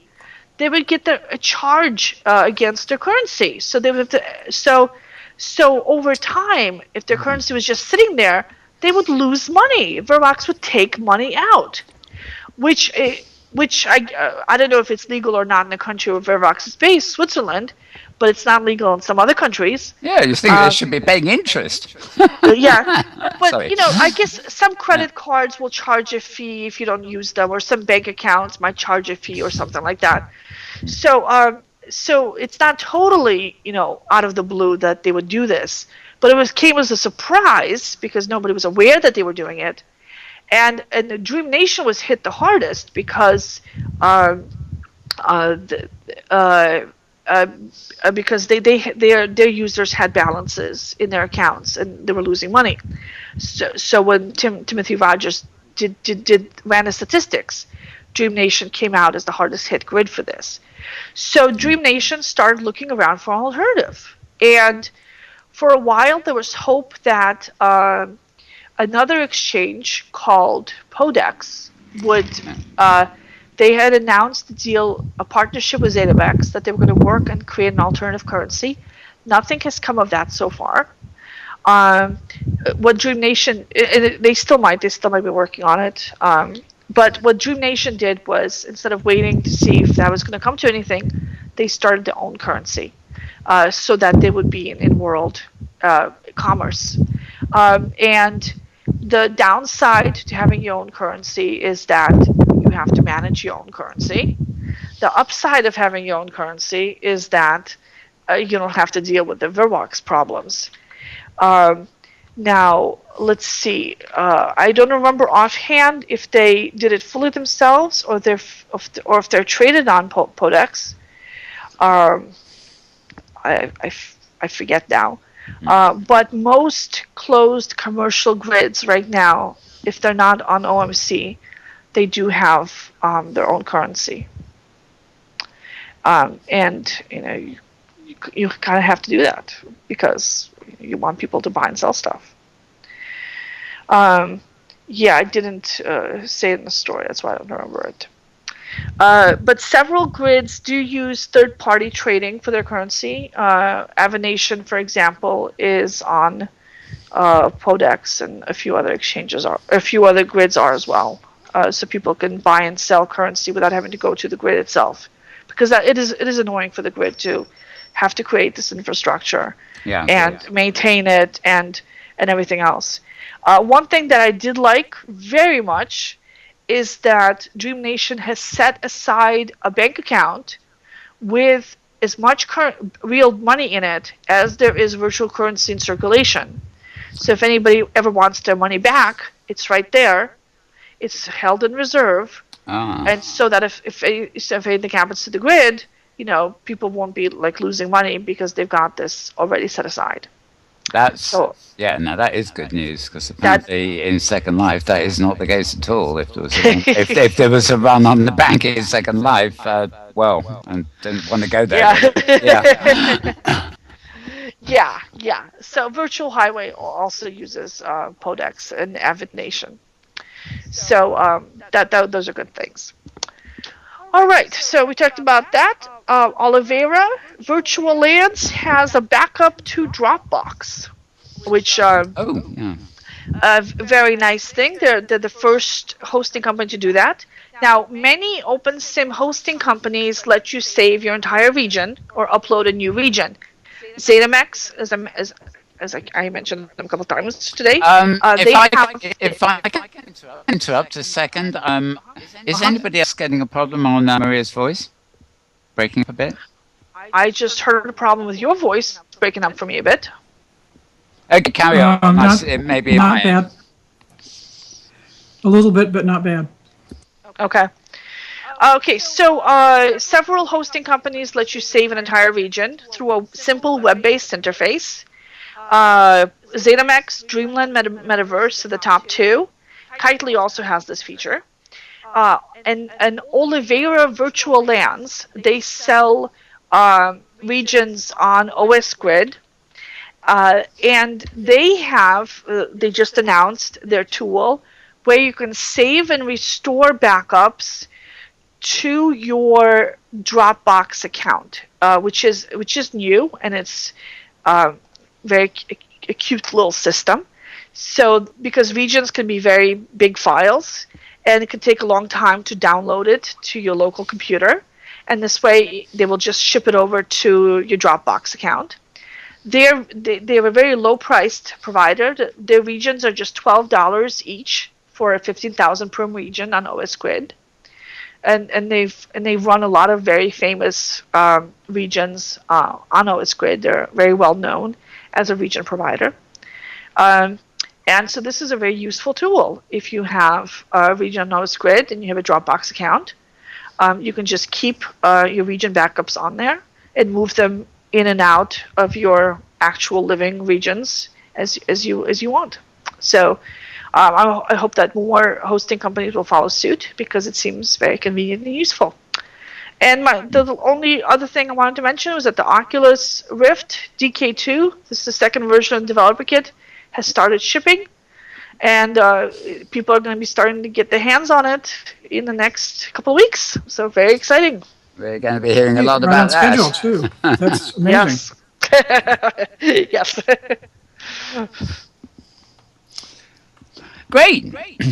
Well, I think it's about. I forgot. There was something else I said. Hey, we're going to discuss that later. I can't remember what it was, but I'm actually conscious of time walking around here. I'm just trying to open another link, which is something I didn't think we covered. Again, it's Road to VR. Oh no, it's I know what that is. Vive, a very immersive virtual experience that fuses motion capture with Oculus Rift. This is another post that was at roadtovr.com. But it's incidental. I'm actually getting to the point where I'm getting so many RL video clips a week about Oculus's leaks and everything else. And in fact, they haven't been, the Metaworld News strand hasn't been up for a couple of weeks. There's slight technical difficulty with Metaworld 3 at the moment.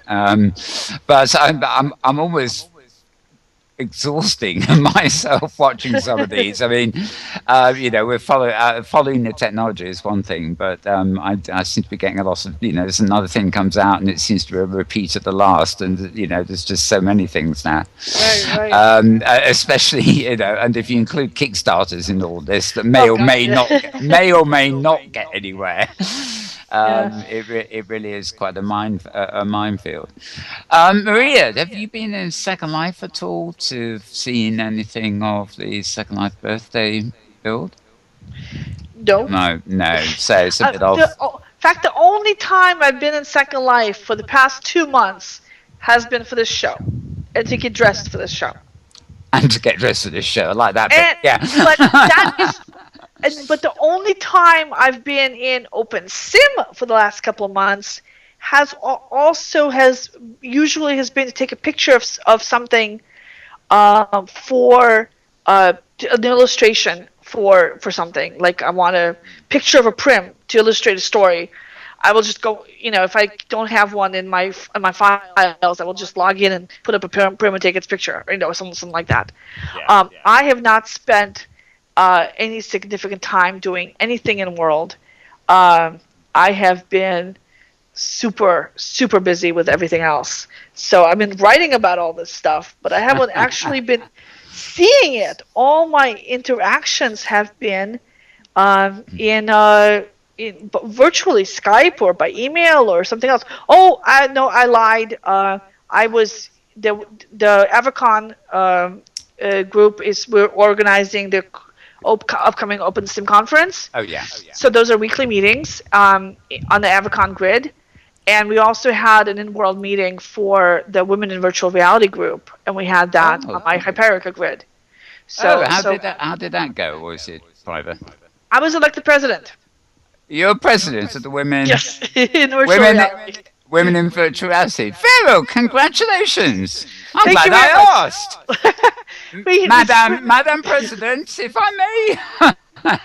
Yes, we still haven't put out a press release. We're kind of getting it's a large group. It's summer, nobody's around. We're getting everybody's approvals before we put it out. We have a placeholder website up with a theme, and we're still organizing people to get the content for the website up. And we're going to have our next meeting in a week or two for the July meeting. So it's kind of gathering steam, but it's kind of rolling along slowly because we're a distributed group and it's the summer. I forget where the best place to send this is, but if you do have an avatar in OpenSim that's on a hypergrid enabled OpenSim, the Avacon people are actually also doing stress tests on their servers at frequent intervals now. I mean, it was marvelous last year, but I mean, nothing like keep on stressing it and getting it better. So if you have some time free, and I don't know whether it's you find it from Justin on Twitter or Nebadon, but basically there are announcements going out, often very close to the time when these stress tests happens. But if you're near access to the hypergrid and can go over and help them, I'm sure it'd be much appreciated. Just contribute a few moments to testing the servers. Yes, and it's going to benefit you directly because the tests help improve the stability of OpenSim. They're fixing bugs. Last year, it was like 1,000 different bug fixes. That was the result of getting ready for the conference. So definitely participate if you can. It's a very useful thing to do. I believe they're having their stress tests on Monday or Tuesdays. They have a regular thing. If you search on Twitter for this, I think that you might see the results come up. Great. Okay. Well, what's coming up as well? I should also point out that we are bare weeks away now from the major Relay for Life weekend in Second Life. We're involved in some of the preparations for that. It all seems to be a bit slow taking off this year. So if you're interested in helping us with broadcasts or even want to contact the Relay for Life people direct and help out in World, this is the time to be doing it. It's coming very near the date.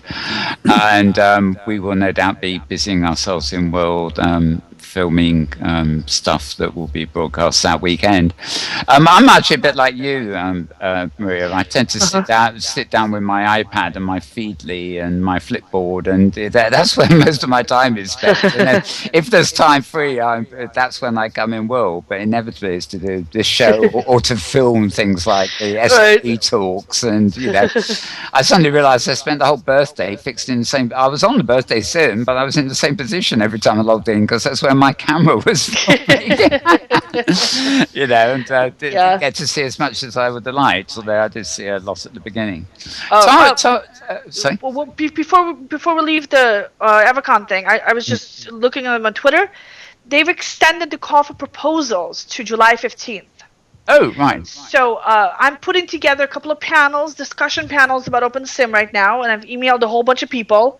If you're not one of the people I emailed, but you would like to be on the discussion panel talking about OpenSim, so you don't have to do a formal presentation, but you're discussing these hot topics like content rights or, this OpenSim, what role is OpenSim going to play in the metaverse, or what are the other ones? I'll come on that one. Oh, excellent.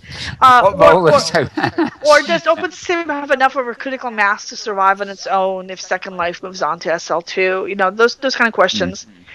So we're putting together the panels for that right now. So if you have a topic you'd like to discuss, but you don't want to give a presentation on it, but you want to be one of the people talking about it, email me, maria@hypergridbusiness.com, and we'll get that organized. If you do have a presentation you want to make, the deadline is the 15th, so you have just 9 more days to get that together and get that up there.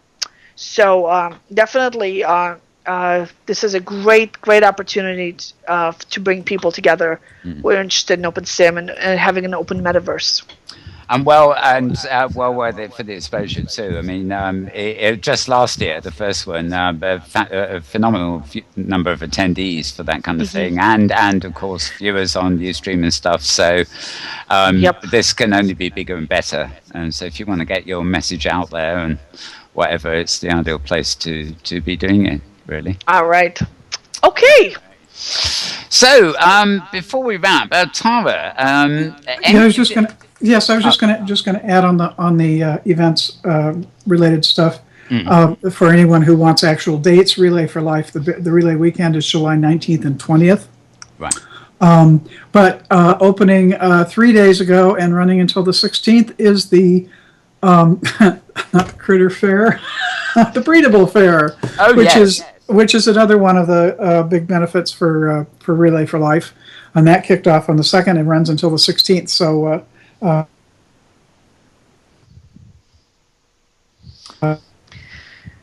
Okay, I've lost Tara now. Kitty before long. Oh, right. And also, kicking off on the 7th is the annual Hair Fair, which is another big deal. It's the place to go shop for hair every year. And they highly recommend using a very stripped down avatar for the occasion to deal with lag. And the Hair Fair benefits wigs for kids. So it's a different benefit cost. I was just going to say, if you go to the hair fair, don't wear your wig. Yeah. Oh, yeah. They say just wear a skull cap. Yeah.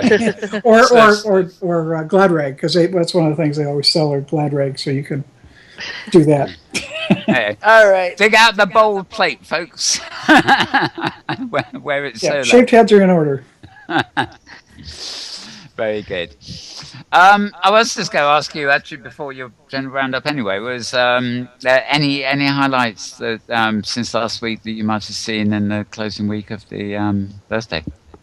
No, just a few nice comments from folks who happened to see my build and really liked it, and some nice pictures turned up on Flickr as well.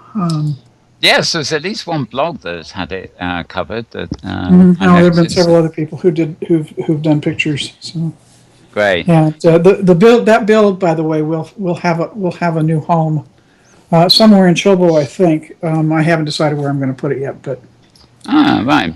I'm going to keep it. Well, maybe in a future show we can send a roaming camera around the corner to take another butcher's. As we say, when it arrives, if it's going to be nearby here. Right. Daniel has just put in text. I don't. We're talking about the Open Sim Community Conference, and I don't think we reminded people of the dates of that. So that is the 8th and 9th of November. It might sound a long way off, but believe me, it's not. These things have an uncanny habit of coming around before you know it. Yes, they do. Yes, they do. Right. Well, I must admit, I've got plenty of other links and things like that, which I'm not going to go into. They're all minor news, but a slight anecdote here. If you go to my Twitter stream, which is twitter.com/malburns. There is no link for this because it was another tweet. But if you look back to June the 30th, which when was June the 30th? That would have been about Tuesday. There is a little tweet you will find saying anybody that lives in Second Life knows exactly what this is, and it will show you a photograph. And I'm not going to say any more, but if you want a nice little laugh, check out that link because it's a rather neat photograph. And it's a real life photograph too. That's a clue.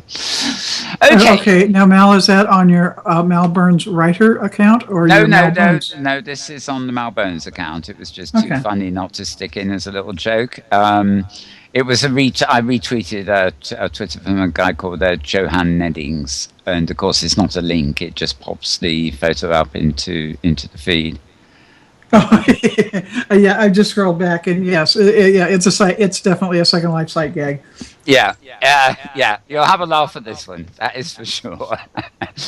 So maybe I should just have downloaded it and put it up as our title screen or something. But it's slightly funny, indeed.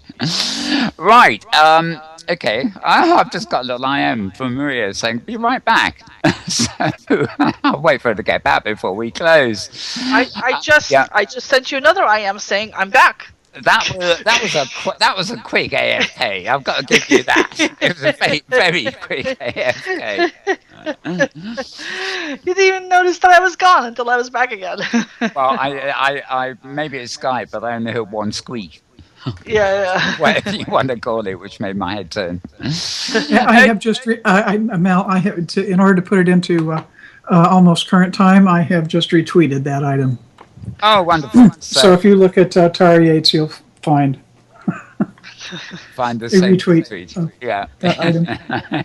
Great stuff. I should have. I should have had what's his name on to comment on that. I noticed he was online before the show, but forgot his name. The bed guy. Stroker Celebrity. That's what it was. No, you're going to give it away. You're going to give it away. Just don't go there. Yeah. No, this is certainly it's not so. This is a not safe for work picture or anything else. It's just a side gag. Right. Okay. Let's forget that. If you can't be bothered, you can't be bothered. Okay. Let's wrap for the rest of this week. Anything else from either of you, Maria? Not for me. Just reminding people to donate to the Open Sim Community Conference and to get your proposals in. Very good. And Tara? Happy anniversary again, by the way. She goes silent, right? It's called unmuting. No, I was muted. I said, thank you, Mal. 7 years is a long time. Yeah, it is. It's nothing else for me. Have a great week, everyone. Thank you for being here. Yeah. Okay, well, thanks as always to Tara and also to Maria. Follow my Twitter feed at twitter.com/malbones for general metaverse info. And I also have a feed, twitter.com/malbones_writer, which is my avatar name and deals with stuff, events, destinations and stuff in Second Life. Follow Maria's blog at hypergridbusiness.com for all the latest on the hypergrid and VR technology and stuff like that. If you follow my Twitter feed, you'll end up at her site anyway. So, it's great, back and forth between our two things. And twitter.com/Tara Yates, I guess it is, isn't it? The one you mentioned, Tara. Yep. Yeah, indeed. So we've all got those streams out there. To watch this show in replay.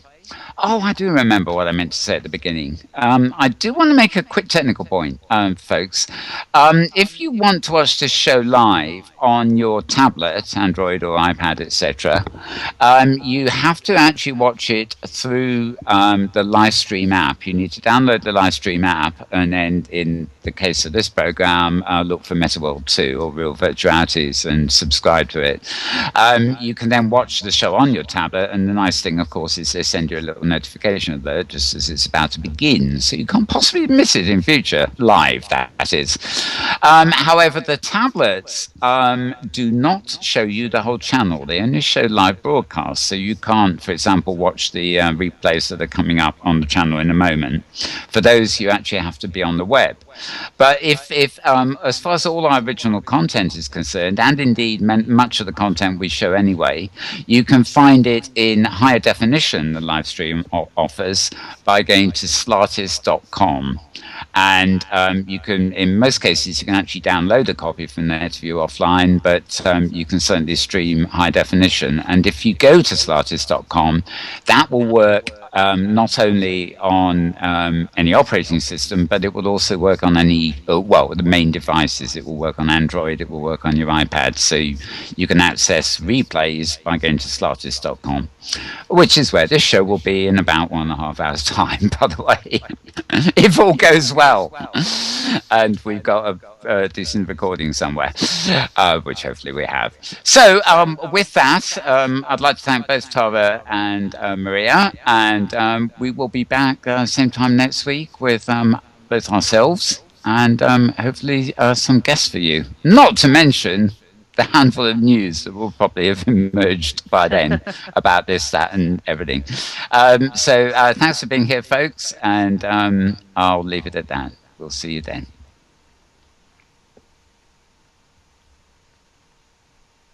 So thanks for being here.